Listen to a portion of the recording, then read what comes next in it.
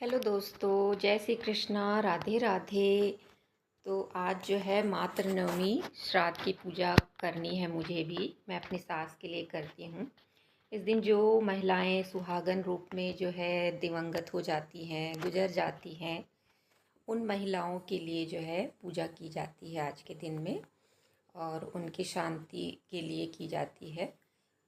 तो आज मैं भी करूँगी अपनी सास के लिए। तो आज है अश्विन मास की कृष्ण पक्ष की नौमी तिथि।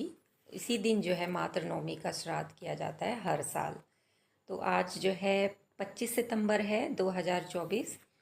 तो देखिए, सबसे पहले मैं सुबह उठकर पूरे घर में पोछा लगा ली हूँ, और ये आंगन धुल गया है मेरा। तो वही दिखा रही थी मैं, थोड़ा सा बाहर आके आपको बाहर का नज़ारा। और अभी बज रहे हैं 8:30 करीब बज गए हैं मुझे इतनी सफाई करते करते।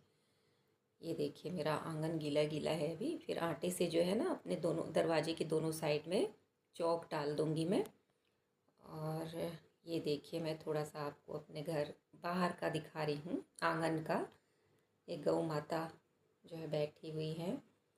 और ये इस तरीके से तो सफाई का काम हो गया है मेरा। अब मैं नहा धो के जो है पूजा करूँगी सबसे पहले। तो ये देखिए, मैं नहा धो ली हूँ।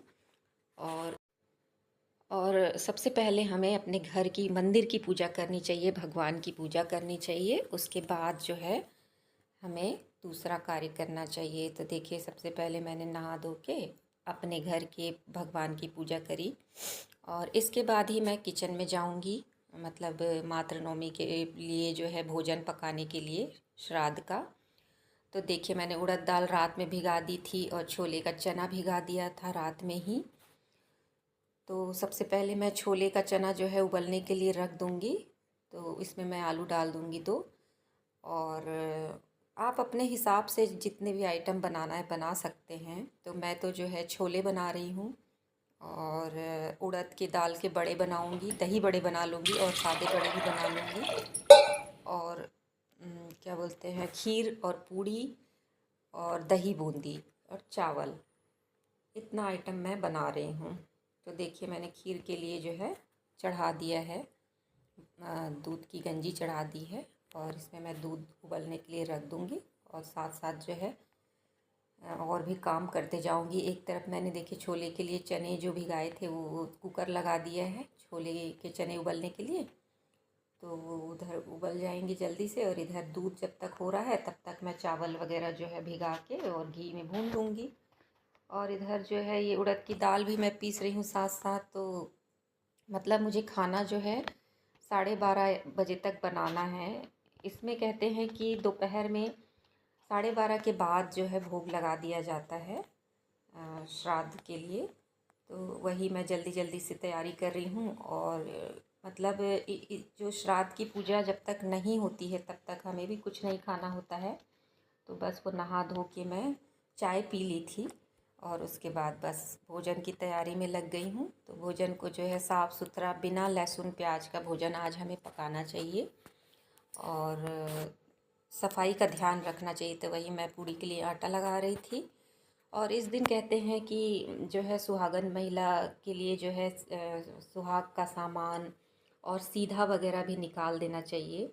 जैसे कि हम किसी सुहागन स्त्री को इस दिन बुला के खाना खिलाना चाहिए हमें। और अगर कोई ऐसे घर में नहीं आ पाते हैं या नहीं मिल पाते हैं हमें, तो हमको जो है सीधा निकाल देना चाहिए।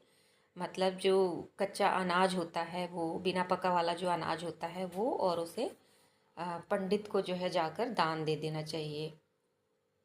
तो ये देखिए, मैं सब्जी के लिए जो मसाले तैयार कर रही थी, इधर खीर मेरी बन रही है साथ साथ। ये ड्राई फ्रूट्स वगैरह हैं, और ये मैं कद्दू की सब्ज़ी भी पकाऊंगी छोले के साथ साथ में। तो वही कट कर रही थी बैठ के। खड़े खड़े तो मेरे पैर दुखने लगे, बिल्कुल सुबह से लगे लगे। तो वही मैं थोड़ा सा फिर बैठ गई थी और बैठ के कट करने लगी थी। तो कद्दू की सब्ज़ी भी इस दिन कहते हैं तरोई तरोई या फिर कद्दू की सब्ज़ी भी बनाई जाती है इस दिन। और उड़द का उपयोग, उड़द दाल का उपयोग भी किया जाता है इस दिन जो है श्राद्ध वाले दिन। और जो भी इस दिन का नहीं कर पाता श्राद्ध, वो जो है लास्ट जो श्राद्ध अमावस्या, जो श्राद्ध अमावस्या जो लास्ट वाला 16वां दिन होता है ना, उस दिन भी आप जो है 16 पूड़ी और खीर और एक आध कोई सब्जी बनाकर आप ये वाले श्राद्ध का पूजन कर सकते हो। और कौवे, चींटी, गाय, कुत्ता और अपने पितरों के नाम का भोजन जो है आप निकाल सकते हो, रख सकते हो।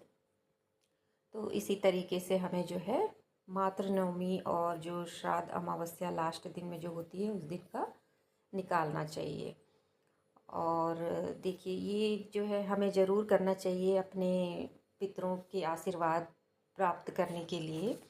तो जो जो भी हमारे घर में इस तरीके से जो दिवंगत हुए हैं उनके नाम के लिए हमें साल में एक बार ये जो पितृपक्ष आता है उसमें हमें ज़रूर से उनकी पूजा करनी चाहिए, उन्हें भोग देना चाहिए, जिससे वे तृप्त होते हैं और हमारे घर परिवार में सुख समृद्धि और शांति देते हैं, आशीर्वाद देते हैं हमें। तो ये देखिए फिर इस साथ साथ जो है उड़द की दाल दिखा रही हूँ मैं। अब बड़े बना लूँगी, मैंने सब्जी वगैरह सब बना ली है, खीर तैयार हो गई है मेरी। और ये सीधा भी मैंने निकाल के रख दिया है, ये देखिए। और सीधा में मैंने चावल, शक्कर, दाल और सूखी मिर्ची, आलू, टमाटर, मतलब एक व्यक्ति का जो खाना है वो हो जाए इस तरीके से सब्जी के रूप में। और चावल और दूध, घी, ये सब दान करना चाहिए। और सुहागन स्त्री का श्राद्ध है तो सुहाग की चीज़ें जो मैं अभी लाई नहीं हूँ, बाद में ला के इसमें डालूँगी, मतलब मैं चूड़ी और सिंदूर वगैरह भी रखूँगी इसमें। तो ये देखते देखते अब जो है बड़े बनाने शुरू कर दिए थे मैंने। बड़ा और पूड़ी जल्दी जल्दी मैं बनाऊँगी। अब जो है समय हो गया है, 12 बज रहे हैं अभी, तो 12:30 तक मुझे पटा जमाना है पूजा का, तो वो मेरे पति जो है जमा देंगे।